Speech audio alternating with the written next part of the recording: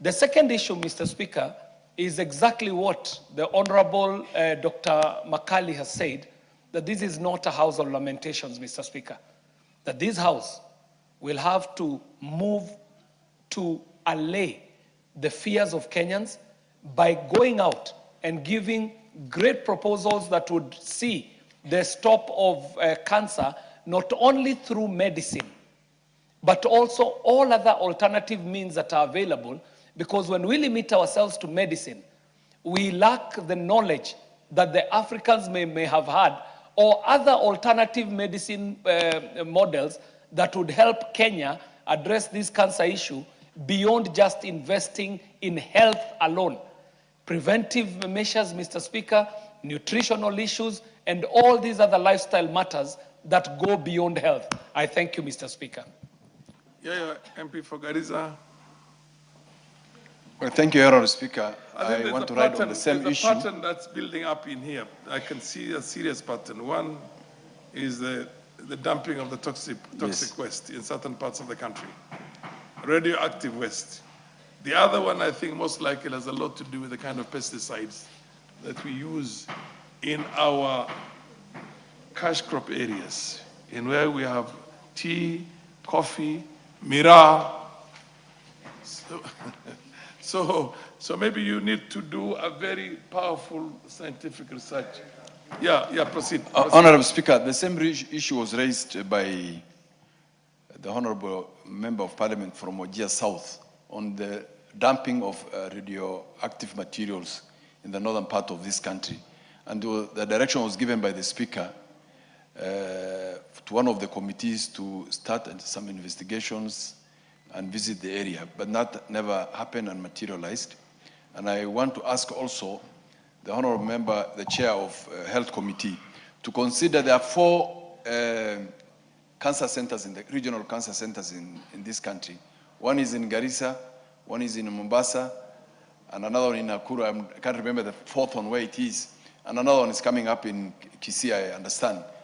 That to take care of this issue of cancer patients, because it's a very prevalent disease now, and a killer disease in the country.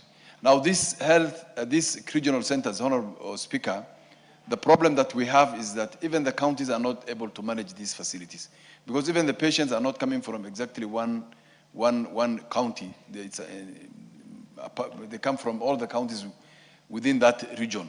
So we'll ask the Committee of Health, the chair here, if they can consider taking up these facilities and take them back to the national government, takes over these facilities of the regional health cancer centers, so that they are properly run from the Ministry of Health. Counties are no longer able to run these facilities. Even the paying for the bills, or electricity bills for these facilities is a problem for the county, and also the consumables for these facilities is becoming a problem. So most of the time, these facilities are not functioning. Thank you, Honourable Speaker. Mutunga. Thank you, Honourable Speaker. Honourable Speaker, I have been looking at cancer causes in this country, and I think the report needs to be very, very comprehensive, so that we can be able to know which are the carcinogenic substances that we are dealing with. Honourable Speaker, in agriculture, there are many suspected carcinogenic substances. And some of them are agrochemicals, others are wind killers, of course agrochemicals in most cases. And then there is something called aflatoxin. Aflatoxin is highly suspected to cause cancer. And instead of chemicals, what is happening in Meru could be as a result of feeding on grains that are already affected by aflatoxin. And those toxicants could be the ones that are... You're not sure the kind of pesticides you use on the miraa and the other cash crops? We do not use any pesticides on miraa, Honourable Speaker. I think the one that has been suspected is any chemical that has got a compound called, a component called, it is called, it's not a phosphate, which is supposed to be carcinogenic, in other words. So that particular chemical needs to be checked there has been a lot of literature floating around. Some of it is not true, is not authentic, is not reliable, cannot be referenced. But there is some literature that we can rely on. So we need a thorough study on this so that we know whether glyphosates are actually causing cancer as may be suspected, as well as aflatoxin. Because, Dr. Thank you, Honorable Speaker.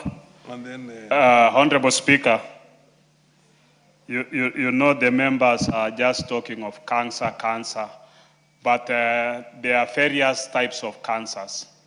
So, and the epidemiological prevalence per area also varies, because you'll find that maybe a cancer that is common in Kisii might not be common in Northeastern. So I think it will be important for members, just the way Honorable Makali Mulu has suggested, that we finance the National Cancer Institute so that it is able to assist us to do a proper survey of the cancers within the various areas and what could be the possible causes of those cancers. Professor Because Bio. what we are just expressing is almost it's a general talk, not necessarily having an action that can be able to help us as a country. Even as we talk of, even when you look at the cancer registry, the Nairobi registry, which is done by KEMRI, it is financed by foreigners. The Eldoret registry is also funded by the foreigners. So you look at it that as a country and as a responsible parliament, we need to take charge of our country and of our health and see how best we can be able to finance the institutions, our own institutions, so that they give us proper data and we have a way forward on how we can be able to manage. And even as we talk about regional cancer centers, some of those regional cancer centers are poorly managed because there are not enough proper trained doctors. We do not have proper consumables, and even maintenance of those facilities is a problem. Okay. So thank you, Honorable Speaker. Professor Guyo, and then Wangwe is the last one on this. Thank you, Mr. Speaker. It's true that there are the regional cancer institutes, and it's also true that those institutes do not serve one county. For example, when the committee visited the Garissa Cancer Center, we found that it serves Kitui, Tana River, and other parts of Northeastern and parts of Meru. So it is too much, and even Somalia border, people across the border. And there are different cancer centers in the different regions and probably at different levels of completion. But the fact of the matter is that those centers cannot be served by the county. But the problem that we encountered in the health committee, because of devolution, the cancer team is supposed to be a national exercise.